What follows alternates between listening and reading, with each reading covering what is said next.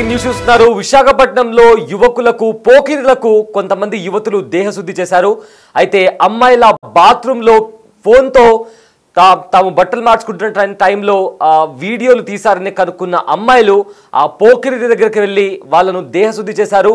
అయితే దీంతో అక్కడ నేను చేయలేదని చెప్పి ఒకరిపైన ఒకరు తోసుకునే ప్రయత్నం చేస్తున్నారు. అయితే ఈ ఘటన విశాఖపట్నంలో చోటు చేసుకుంది. విశాఖపట్నంలో పోకిరీలకు యువతులు దేహశుద్ధి చేశారు. బాత్రూంలో తమ న్యూడ్ వీడియోలు చిత్రీకరించారని నలుగురు యువకులపై యువతులు దాడి చేశారు. పక్కపక్కనే లాడ్జ్ ఇంకా బాయ్స్ హాస్టల్ ఉంది.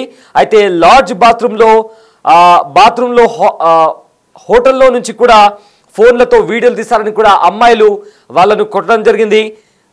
ఇప్పటికే కంప్లీట్గా వాళ్ళు ఆ బాత్రూమ్ నుంచి ఇంకో బాత్రూంలోకి తొంగి చూడడమే కాకుండా వాళ్ళ దగ్గరున్న ఫోన్స్తో అమ్మాయిల న్యూడ్ వీడియోలు చిత్రీకరించారని కూడా అమ్మాయిలు ఆరోపిస్తున్నారు. అయితే ఇదే నేపథ్యంలో ఆ యువకులపైన అమ్మాయిలు దాడి చేశారు, దేహశుద్ధి చేశారు. అయితే అక్కడ జరిగిన విజువల్స్ ఒకసారి చూద్దాం.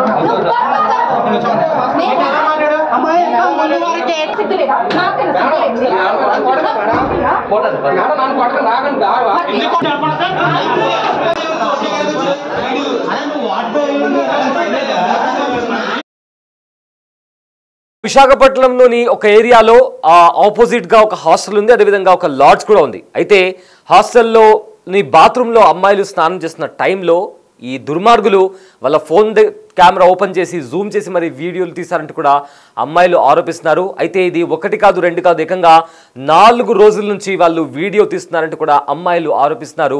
అయితే దీంతో వాళ్ళు ఏకంగా వాళ్ళు ఉండే రూమ్కి వెళ్ళి వాళ్ళను దేహశుద్ధి చేశారు, కొట్టారు. సో దీంతో వెంటనే వాళ్ళ ఫోన్ లాక్కొని కూడా పోలీసులకు కాల్ చేశారు. దీంతో అక్కడ పోలీసులు చేరుకొని ఆ యువకులను అదుపులోకి తీసుకొని వాళ్ళ ఫోన్స్ని కూడా పరిశీలిస్తున్నారు. ఎస్, ఈ ఘటన విశాఖపట్నంలో చోటు చేసుకుంది. ఇదే అంశానికి సంబంధించిన పూర్తి డీటెయిల్స్ మా ప్రతినిధి రాజు అందిస్తారు.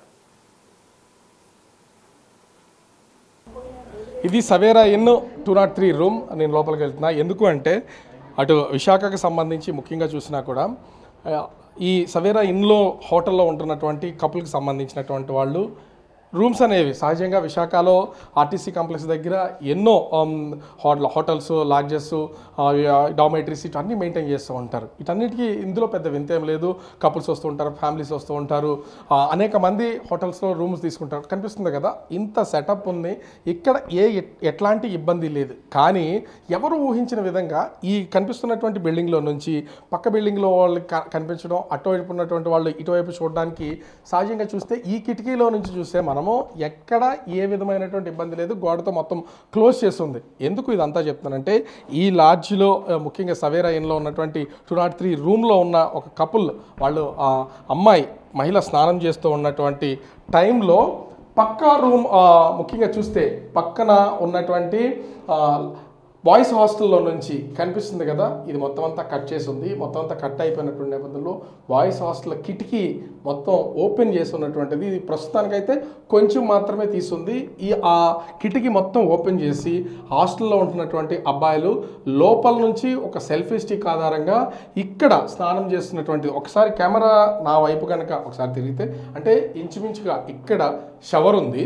ఈ షవర్ ఉన్నటువంటి ప్లేస్లో ఇలా ఎవరైనా అటు అమ్మాయి అయినా సరే, అబ్బాయి అయినా సరే, పిల్లలైనా ఎవరైనా స్నానం చేసే టైంలో ఇంచుమించుగా ఇదే షవర్ ఉంటుంది. కాబట్టి ఇక్కడ నుండి వాళ్ళు స్నానం చేస్తుంటే ఇలా కరెక్ట్ ప్లేస్ అనమాట.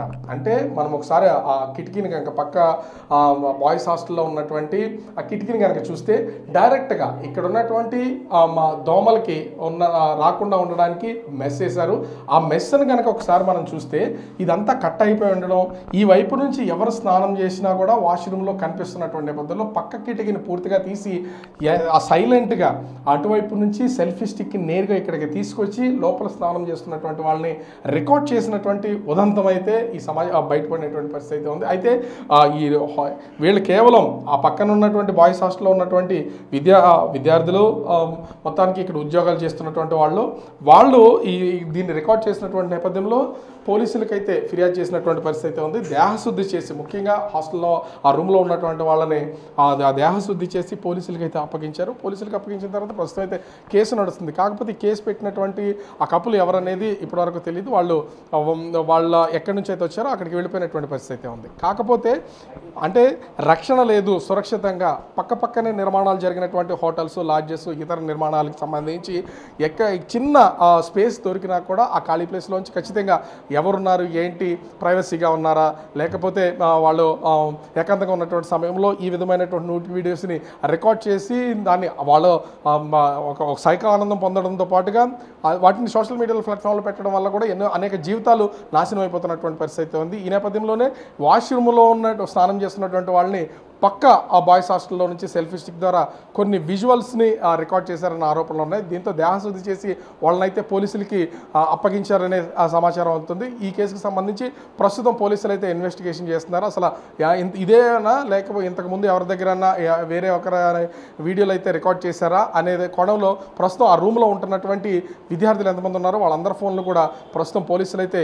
తనిఖీ చేస్తున్నటువంటి పరిస్థితి ఉంది. నలుగురిని అదుపులోకి తీసుకున్నారు. ఆ నలుగురికి సంబంధించినటువంటి మొబైల్ కనుక ఓపెన్ చేసి చూస్తే దాంట్లో ఏమైనా డేటా దొరికితే మాత్రం ఇది ఒక పెద్ద కేసుగా అయ్యే అవకాశం అయితే ఉంది. కాకపోతే హోటల్స్లో రక్షణ లేనప్పుడు విశాఖ ఒక బ్రాండ్ ఉంది, ఆ బ్రాండ్ వాల్యూ కూడా ఖచ్చితంగా పోతుంది. పక్కన ఉన్నటువంటి నిర్మాణాల్లో సెక్యూరిటీని చూసుకోకుండా హోటల్ మెయింటెనెన్స్ ఈ సవేరా ఇన్వాల్వ్ చేస్తున్నారు. అదేవిధంగా పక్కన ఉన్నటువంటి బాయ్స్ హాస్టల్ కూడా వాళ్ళు ఎక్కడ ఏ అవకాశం దొరుకుతుందా అనేది పనిలో వాళ్ళు ఉన్నట్లున్నారు. ఈ కోణంలోనే న్యూడ్గా ఉన్నటువంటి స్నానం చేస్తున్నటువంటి సమయంలో ఈ సెల్ఫీ స్టిక్ ఆధారంగా వీడియోలు రికార్డ్ చేస్తారనే ఆరోపణలు అయితే ప్రస్తుతం సవేరా హోటల్కి సంబంధించి పక్కన ఉన్నటువంటి బాయ్స్ హాస్టల్కి సంబంధించి కనిపిస్తోంది.